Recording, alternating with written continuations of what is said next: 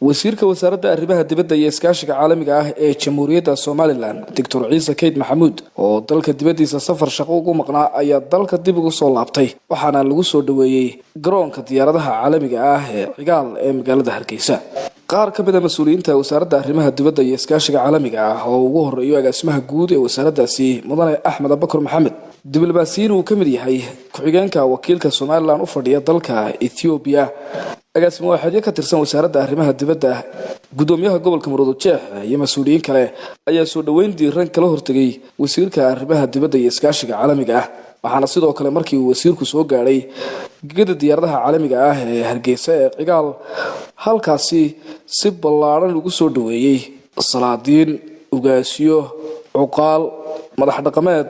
saraakiil mas'uuliyiin kala duwan iyo dadweyne kale oo tiro badan waxaana wasiirku uu dhamaantood u gacan qaaday mid isaga oo uga mahad celiyay soo dhaweynta diiran ee ku qaabileen